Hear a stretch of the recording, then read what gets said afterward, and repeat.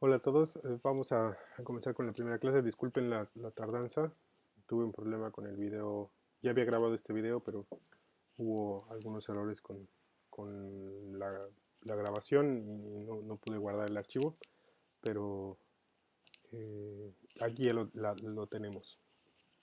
Para esta clase de música teórica integral 2 vamos a empezar a ver otras formas distintas de análisis. Obviamente no vamos a abandonar, por ejemplo, el análisis schenkeriano. Más bien, la idea es pensar que podemos tomar estas formas, estos métodos de análisis y combinarlos y pues aplicarlos de acuerdo a cuáles sean nuestras necesidades. Y también de acuerdo a la pieza. Hay piezas que tal vez se prestan más de alguna u otra forma de análisis. Para este cuatrimestre empezaremos a ver una nueva forma de análisis que tiene que ver más con la semiótica, ¿no? Es una metodología que se usa en el análisis de textos. Eh, Cuando me refiero a textos en la semiótica no solo me refiero a textos escritos digamos a literarios. También texto podría ser se refiere a cualquier objeto que pueda ser analizado como una forma de lenguaje. Entonces, también se puede aplicar a artes visuales o a elementos visuales, en este caso a música y a sonido. Entonces, vamos a empezar a analizar, eh, a ver este análisis paradigmático. Cuando vimos en el análisis schenkeriano, el análisis schenkeriano se basa más en la linealidad de la música, ¿no? En la sintaxis, como justamente les había preguntado al principio del cuatrimestre anterior. ¿Qué es la sintaxis? Bueno, pues tiene que ver con el ordenamiento, con la estructura, con la secuencia de elementos que le dan sentido a un texto. Pero también otra forma de verlo es este análisis a partir de paradigmas, a diferencia de los sintagmas. En el análisis paradigmático tendríamos que primero definir qué es un paradigma, ¿no? El paradigma es un modelo, es decir, tiene que ver con una forma que se puede entender como un modelo que persiste en un texto. Y de alguna manera, al establecer modelos, pues lo que hacemos es agrupar la información que vamos viendo en este texto. Es decir, tenemos que hacer este conjunto de elementos que tienen un significado, por eso aquí dice conjunto de significantes.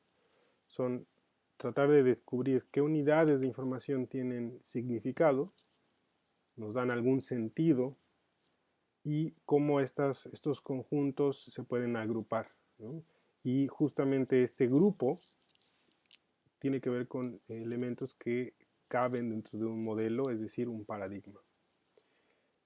Estos paradigmas, bueno, pueden encontrarse dependiendo del texto, pero también hay algunos paradigmas que persisten en un grupo de textos.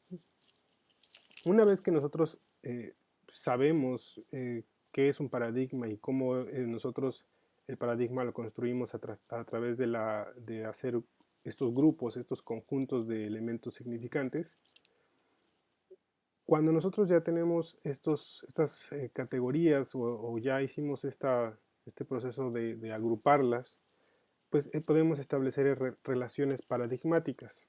Tiene que ver con las oposiciones o contrastes de estos significantes que pertenecen a un mismo grupo. Uh-huh. Es decir, cuando nosotros establecemos un grupo es porque tiene ciertas similitudes y nosotros observamos que caben dentro de un mismo modelo. Pero al mismo tiempo, al ya tenerlos agrupados en el mismo modelo, tenemos que establecer cuáles son las diferencias, ¿no? Y compararlos. Y entonces a través de esta comparación obtener estos contrastes. ¿Qué elementos hacen que se haya usado digamos, un significante en lugar de otro, por ejemplo, aunque pertenecen al mismo sistema o al mismo paradigma? Sé que ahorita es un poco vago lo que estoy diciendo, pero en resumen, podríamos decir que el paradigma es un modelo donde nosotros vamos a clasificar elementos de un texto que tienen un significado, y una vez hecha esta clasificación, podemos empezar a establecer relaciones paradigmáticas, es decir, comparar estos elementos que pertenecen a un mismo paradigma. Vamos a poner un ejemplo.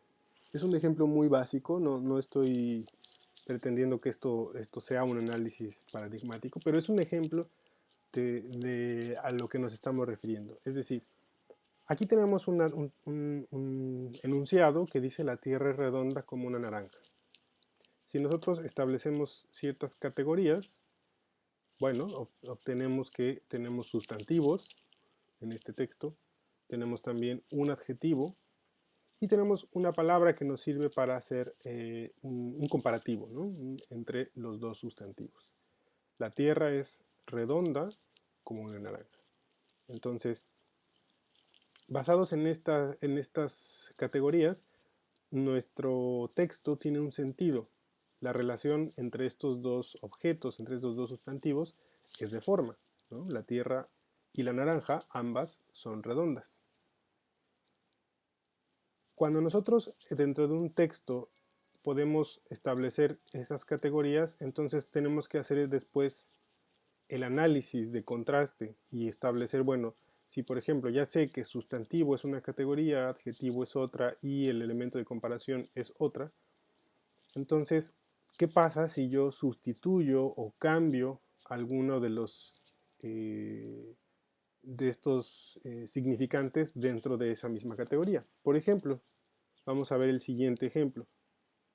La Tierra es azul como una naranja. Si se fijan, sintácticamente tengo el mismo orden, tengo la misma estructura. Tengo un sustantivo, un adjetivo, el elemento de comparación y luego al final un sustantivo más. De hecho, la estructura es la misma que la anterior y lo único que hice fue cambiar el adjetivo. Hace rato el adjetivo era redonda, ahora el adjetivo es azul. Estructuralmente es lo mismo, es decir, tengo sustantivo, adjetivo, comparación y sustantivo. Pero al haber cambiado la palabra que estaba dentro de la categoría de adjetivos, es decir, un significante que pertenece a la categoría de adjetivos, lo cambié por otro significante que pertenece a la misma categoría, si se fijan, el sentido de la oración cambia. Es decir, aun cuando la afirmación sea, digamos, la información no es veraz, esta afirmación no es cierta, ¿no?, la relación que se establece entre los dos sustantivos ahora es de color. Antes era de forma, pero ahora es de color, debido a que pues, cambié el adjetivo, ¿sí? Aquí podríamos decir que esta afirmación es real, es verdad, o es cierta o es correcta la afirmación. Y aunque esta afirmación no es correcta, este cambio en el adjetivo puede ayudarnos a distinguir que el enunciado cambiaría de sentido si yo cambio el adjetivo, ¿sí? De hecho, podría volverse como una figura retórica, ¿no? Muchas de estas figuras retóricas, las figuras retóricas, tienen que ver con sustituir algo, no decirlo con las palabras de forma literal y cambiar, utilizar estas figuras retóricas para decirlo de otra manera. Tiene que ver con esta idea de sustituir los significantes. Por eso aquí hablábamos de la ausencia, ¿no? Muchas veces estos significantes pues tienen que ver, o los símbolos en general, que es el objeto de estudio de la semiótica, pues tienen que ver con la ausencia de algo. El símbolo tiene que ver con que se presenta ese símbolo y se presenta en sustitución de algo más, ¿no? Entonces, esto es un ejemplo tal vez muy simple de cómo puede funcionar esta idea de los paradigmas y estas relaciones paradigmáticas y la idea de contrastar y oponer algunos elementos simplemente para saber cómo esto cambiaría el sentido de la oración. Nuevamente, repito, no más allá de si el texto si la afirmación es correcta o no. No estamos hablando de la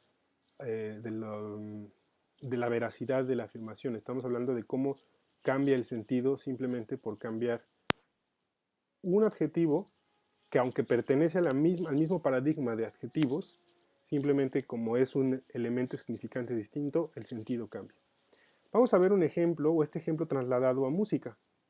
De hecho, en una estructura bastante similar, es decir, cuatro elementos en tres categorías. Por ejemplo, esta cadencia perfecta. Tengo un acorde de primer grado, segundo en 6/5, quinto, primero. La oración, esta idea completa, esta cadencia perfecta, es una frase completa, es una oración completa. Nuevamente la voy a tocar, primer grado, segundo en 6/5, quinto, primero. Aquí los elementos de paréntesis es simplemente como comparación, como una forma de establecer un paralelo con el ejemplo anterior. En realidad no tiene nada que ver sustantivo y tónica, más bien es, así como arriba teníamos esas categorías, aquí tenemos otras, ¿no? Por ejemplo, la tónica es una categoría, la subdominante es otra, la dominante es otra, y nuevamente la tónica pertenecería a la misma categoría, ¿no? Entonces, técnicamente, aun cuando la estructura, sintácticamente, si yo cambio y hago otro tipo de cadencia, la estructura es la misma, porque es también una cadencia. Por ejemplo, si hago el cuarto en lugar del segundo en 6/5, si hago el quinto con séptima en lugar del quinto, si hago el quinto generador omitido, etc. En cuestión de estructura puede ser lo mismo, pero si nosotros sustituimos estos elementos significantes, encontraremos que el sentido cambia. Por ejemplo, observemos este siguiente caso. Aquí tengo, si comparamos el anterior con el siguiente, veremos que hay una sustitución, ¿no? Cambié, contrasté el elemento subdominante, ese significante de subdominante, lo cambié, en lugar de usar el segundo menor en 6/3, usé uno prestado del modo menor, que es el segundo disminuido en 6/5. Y también pasó con la tónica. Antes era un primer grado, al final, y ahora lo contrasté con un sexto grado, pero que entra en la misma categoría de tónica, ¿no? Entonces, si se fijan, estoy haciendo lo mismo que con el ejemplo anterior. Aquí en este caso sustituí dos elementos, no solo el adjetivo, sino también, o el adjetivo entre comillas, que en este caso es más bien el subdominante, sino también cambié el último elemento, que es la tónica, ¿no? Entonces, tengo tres paradigmas: tónica, subdominante, dominante, y estoy contrastando qué pasaría si cambio los elementos significantes dentro de ese paradigma. Podríamos pensar que sería lo mismo, porque estructuralmente es igual, pero bueno, todos sabemos que no es lo mismo una cadencia perfecta a una cadencia rota, ¿sí? Tienen un sentido distinto. ¿Por qué? Porque hay un contraste entre los elementos que forman parte de un mismo paradigma, y al intercambiarlos, al contrastarlos, el sentido cambia. Así como la frase anterior cambió, cambiando el adjetivo, tiene un sentido diferente después. Lo mismo pasa con los acordes. Si yo cambio el subdominante y pongo este, y cambio la tónica, el sentido cambia. Esta segunda frase es así.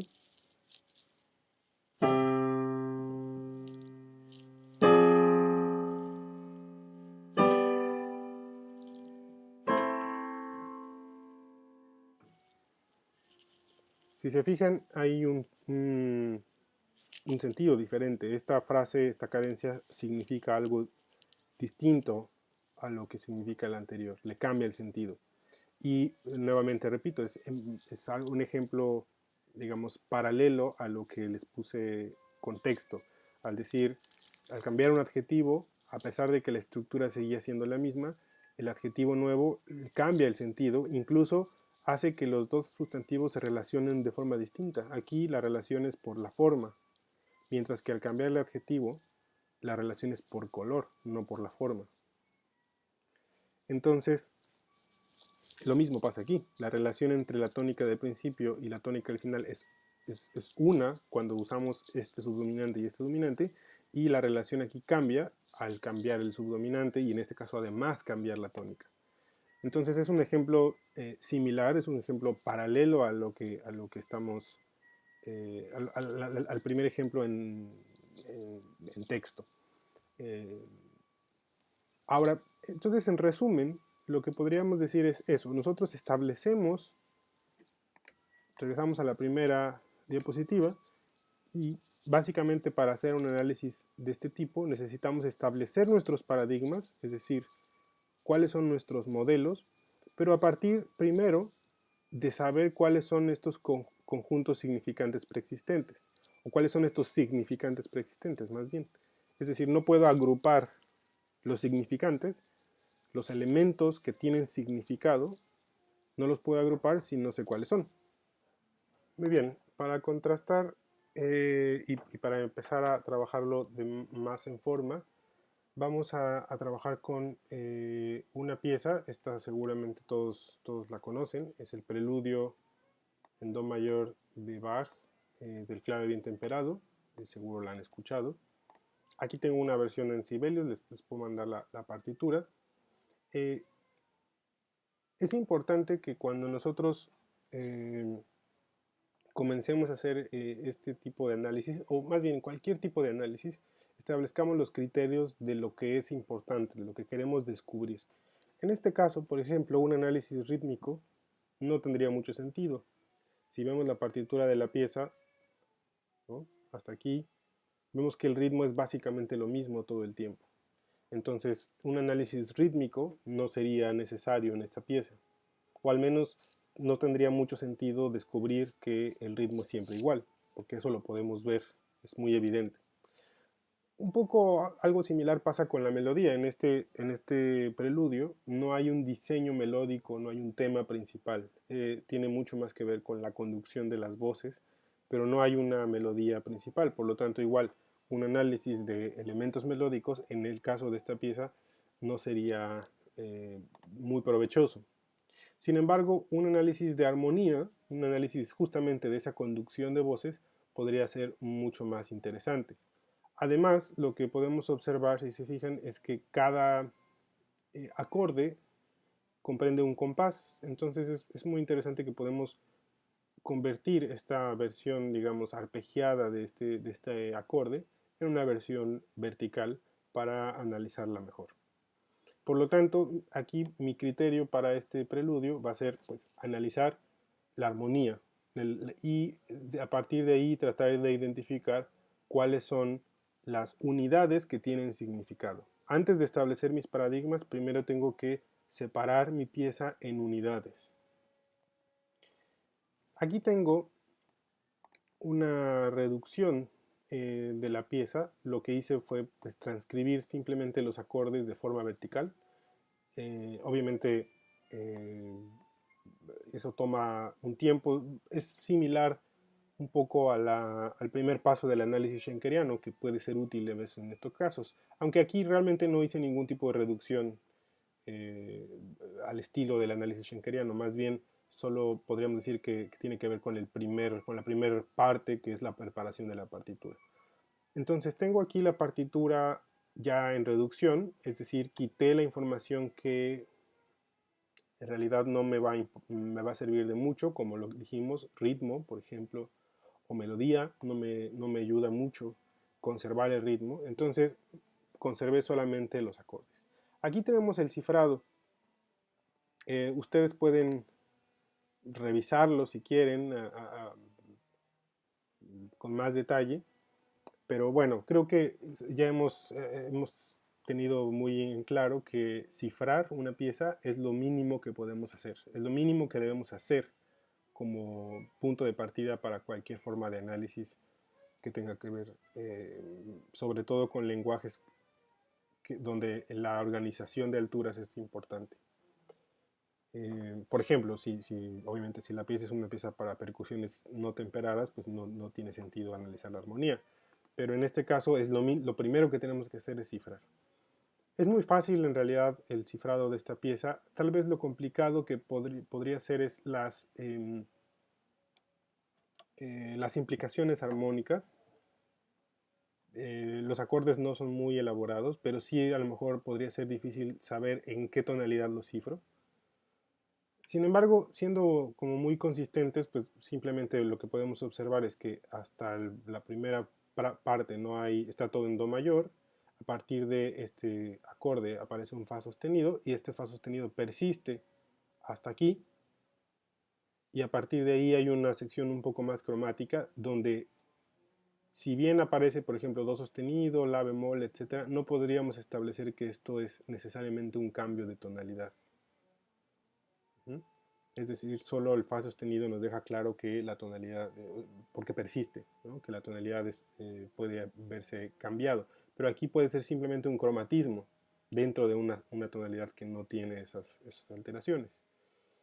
Vemos aquí un par de alteraciones, pero pasa lo mismo. Tenemos un si bemol que no persiste, tenemos un fa sostenido mi bemol que no persiste, de hecho cambia justo en el compás, en el acorde inmediato, el fa sostenido por fa natural. Entonces, nuevamente ahí tendríamos que pensar en qué tonalidad lo queremos cifrar. Claramente yo solo cifraría en otra tonalidad esta sección, ¿no? A partir de aquí, porque es donde tenemos con claridad el fa sostenido que vuelve a aparecer. Vamos a escuchar solo los acordes de la armonía uno tras otro. Es un repaso de la pieza, va a ser un poco más rápida el avance, pero nos va a poder ayudar a encontrar cierto sentido a cada acorde.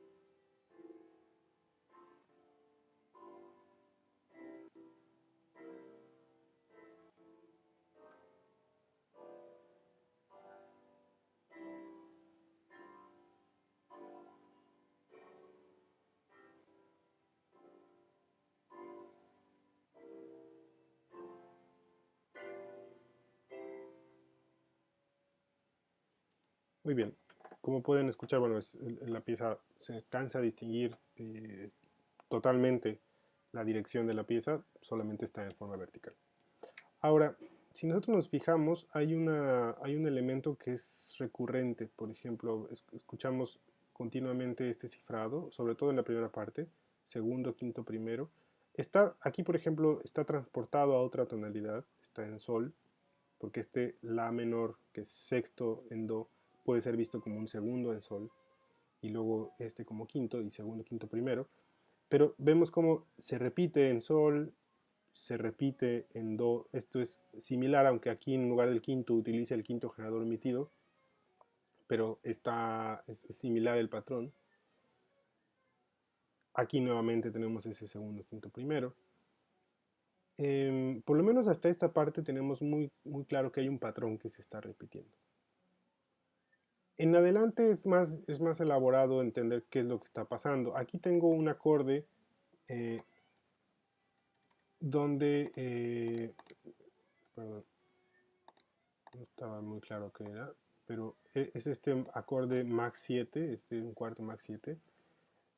Si bien no es el mismo cifrado de segundo, quinto, primero, pero sí tiene una idea eh, resolutiva, es un dominante que resuelve. Ahora, a partir de aquí, de este acorde, tenemos una nota pedal que continúa por bastantes compases sobre la dominante, y aun cuando hay cambios de acordes, todo se basa en acordes que generan cierta expectativa de resolución sobre el dominante. Es decir, tenemos primero en 6/4, quinto con séptima pero con la cuarta suspendida, quinto con séptima, el errante del quinto sobre el pedal del quinto, ¿no? Aquí vean, estamos fa sostenido, la, do, mi bemol, pero está sobre la nota pedal del quinto, entonces por eso nos genera este cifrado. En bajo figurado, por ejemplo, nos genera estos números un poco inusuales. Luego se repite el primero en 6/4, quinto sus4, quinto con séptima, y por fin resuelve al final, y hay un pedal de tónica ahora al final. Si nosotros empezamos a ver cuáles son, más allá de todavía establecer nuestros paradigmas, primero necesitaríamos establecer cuáles son nuestras unidades significantes. Es muy claro que si nosotros tomamos estos primeros 4 acordes, tienen un sentido. Es una oración. Ahora, antes de continuar, el ejemplo que les puse en las diapositivas, bueno, era por acorde. Ahí establecimos categorías por acorde. Pero en un texto más grande es como tratar de analizar un libro, por ejemplo, una novela, tratar de analizarla por letras. Bueno, se volvería muy poco productivo, muy difícil, ¿no? Muy tedioso. Necesitamos establecer ideas más grandes, ¿no? En este caso, como era solo 4 acordes, pues pude establecer 3 categorías. Pero aquí tenemos muchísimos acordes, entonces necesito establecer unidades significantes mucho más grandes. Entonces mi unidad significante aquí creo que podría ser estos 4 acordes, porque tengo primero, segundo en 4/2, quinto en 6/5, primero. Tiene una intención, ¿no? Crea tensión, aquí está como el do se prepara en el bajo y resuelve el si, y resuelve esa tensión. Esto es una unidad significante. Lo mismo pasaría con la siguiente, ¿no? Este acorde de sexto grado prepara al dominante de la nueva tonalidad y lo resuelve. Entonces tenemos aquí también una idea significante. Luego, en la misma tonalidad que es sol mayor, establecemos otra nueva idea significante a partir del subdominante. Podría ser a partir de la tónica, pero creo que es más importante el final de la cadencia que el principio, ¿no? Entonces tenemos subdominante, segundo, quinto, primero, y es otra idea significante. Aquí tenemos algo interesante porque tenemos dos fragmentos que podríamos ver de dos maneras. Por ejemplo, tengo el errante de re menor que resuelve re menor, el errante de do que resuelve a do. Podría verlo como dos unidades separadas. De hecho, son dos unidades que están transportadas una con otra, son una secuencia, aquí lo puse, ¿no? Son una secuencia por segundas hacia abajo. Pero creo que si bien es una secuencia de dos acordes que se repite, creo que sí hay un sentido de los 4 acordes, sí tienen una conexión de los 4 acordes. Si se fijan, de alguna manera tenemos igual el segundo, quinto, primero con el errante, y este podría ser visto como la preparación de ese segundo, ¿no? Es como una versión de este en donde el acorde anterior al segundo no es el cuarto o el primero como en el caso anterior, sino el errante de ese segundo.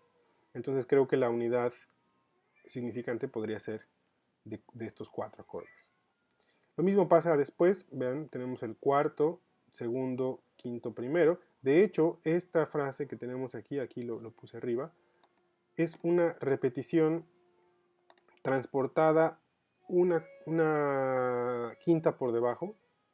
De hecho, es una quinta exacta de algo que ya sonó en sol. Entonces, estos 4 acordes que tenemos aquí sonaron exactamente transportados después, ¿no? Y aquí está la otra transposición que habíamos dicho. Pero las que estoy usando para identificar mis secciones, mis unidades significantes son estas ligaduras, ¿no? Estas ligaduras son las que estoy usando para establecer esas ideas significantes. Ya que llegamos aquí a do, después se vuelve un poco complicado. Estos 4 acordes son complicados de clasificar. Lo que sí podemos decir es que a pesar de que después hay muchos acordes distintos, el hecho de que esto sea una nota pedal, ¿no? de que esta línea continúe aquí abajo, ¿no? Nos hace ver que eso es una sola idea. Entonces creo que a pesar de que hay más acordes, eso también es importante, depende mucho de qué estemos analizando, pero no todas las unidades significantes son del mismo tamaño, no tienen que ser. Puede haber un elemento muy corto que tiene significado, pero puede haber un elemento que necesitó más tiempo para tener un significado. Entonces creo que aquí, en realidad, el significado de este acorde de quinto grado pues es el de generar tensión, o para eso está puesto aquí, y esa tensión se conserva hasta el final de esta nota pedal. Por lo tanto, todo esto yo lo consideraría una unidad significante. Y lo mismo pasaría al final, a pesar de que aquí también hay una cadencia o algo similar a una cadencia final, primero dominante artificial, cuarto en 6/4, quinto con pedal en primero y primero. De todas formas, por el hecho de que esto sea una nota pedal, yo lo tomaría todo como una sola idea significante, como toda una unidad significante. Si se fijan, el único que nos quedaba un poco al aire es estos cuatro acordes, porque no tienen una conexión tan clara con el resto, con lo anterior ni con lo siguiente. No hay, las unidades anteriores habían sido siempre cadencias, ¿no? De distintas formas tal vez, pero todas terminando, si se fijan, todas las unidades que puse aquí terminan en un primero, ahora de otra tonalidad, en un primero de otra tonalidad, en primero. Y las otras dos que vimos muy claramente pues son las de nota pedal sobre el quinto, nota pedal sobre el primero. Pero estos cuatro acordes de en medio no caben con ninguna de otra categoría. Sin embargo, puedo pensar que su función es justamente esa, ¿no? Podría ser. Entonces voy a tomar esto, tal vez no es el mejor criterio metodológicamente hablando, pero bueno, es lo que queda, es lo que está en medio de dos ideas que son muy claramente separadas, la cadencia anterior y la nota pedal siguiente. Entonces lo voy a tomar como una unidad significante por sí misma, a pesar de que no entra en todavía, no es parecida a alguna de las dos. Si se fijan, a pesar de que todavía no establecemos nuestros paradigmas y solamente estamos ayudando a separar los elementos que están aquí clasificados con las ligaduras, lo que sí puedo ya empezar a reconocer es ciertos patrones, y esos patrones pueden ayudarme a establecer mis paradigmas. Entonces, si se fijan, tenemos, si lo queremos dejar más en claro,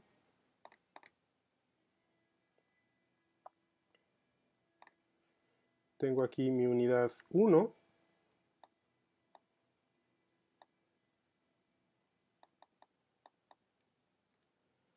a partir de este acorde de La menor, puedo tener mi unidad 2,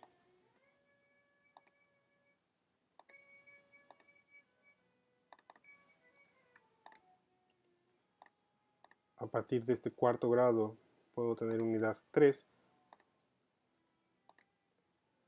Todavía no estamos haciendo las relaciones paradigmáticas, ni los paradigmas, de hecho. Estamos solamente separando nuestro texto, en este caso la pieza de Bach, en unidades que tienen un cierto significado o un cierto sentido, ¿no? En este caso era, creo que muy claro, a partir de el diseño cadencial en las primeras unidades y la nota pedal en las últimas dos. Si bien, por ejemplo, podríamos decir es que estos son muchos acordes para hacer una sola unidad. Bueno, sí son muchos, pero en realidad vamos a escuchar que todo esto es una idea completa, ¿no? Es muy claro cómo asciende en un sentido, se mantiene esta nota y su función es la misma, de todos estos acordes es la misma. Por eso la dejamos como una sola unidad significante.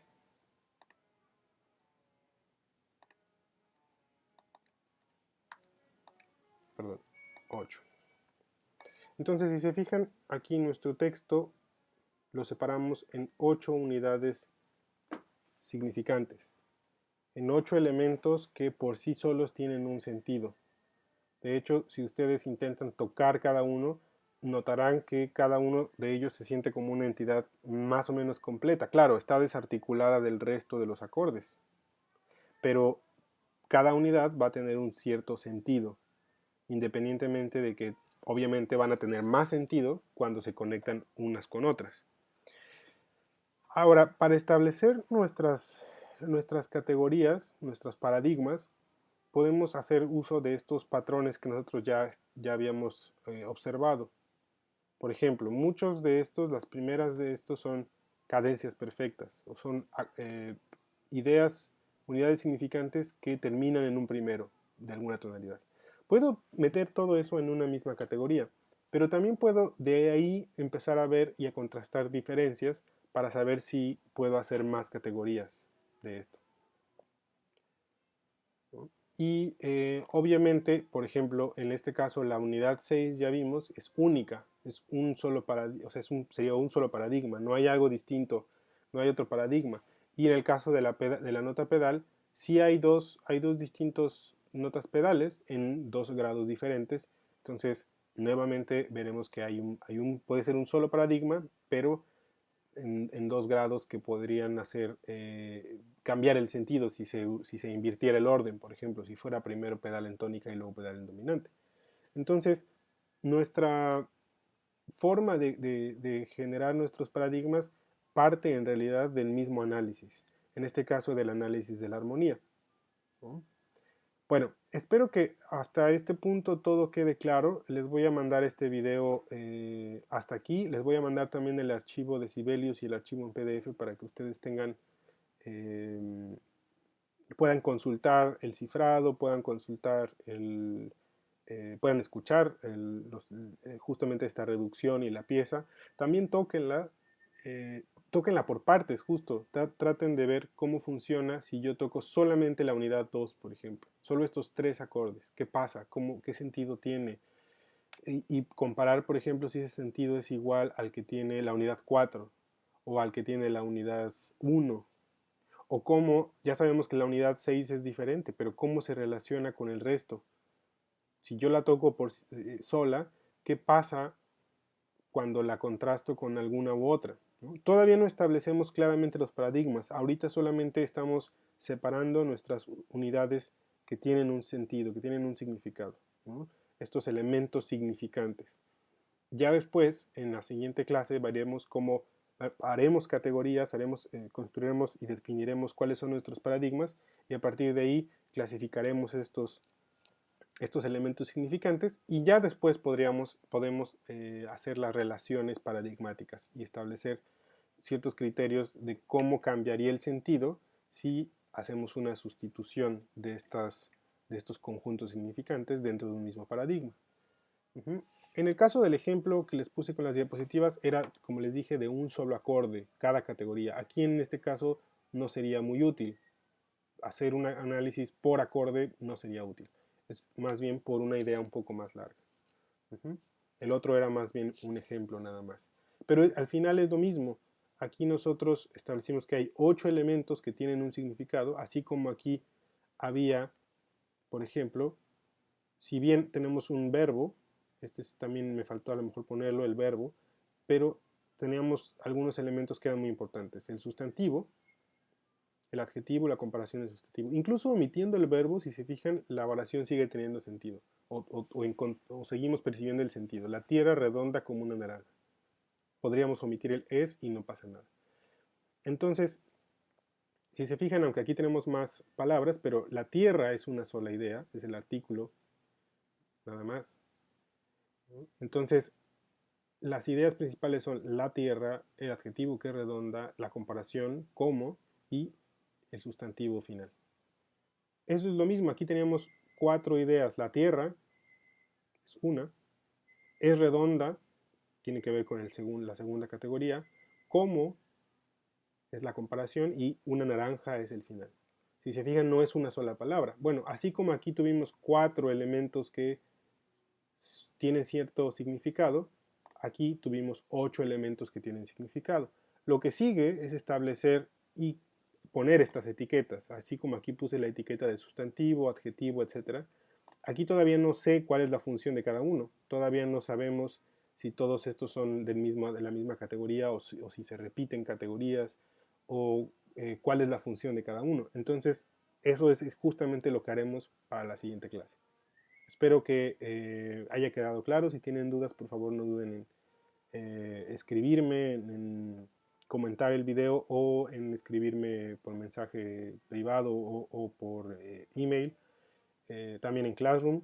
Y la siguiente clase veremos ahora sí cómo vamos a determinar estos paradigmas y qué sigue después con este tipo de análisis. Espero que les haya quedado claro y bueno, les mando un saludo y nos vemos pronto.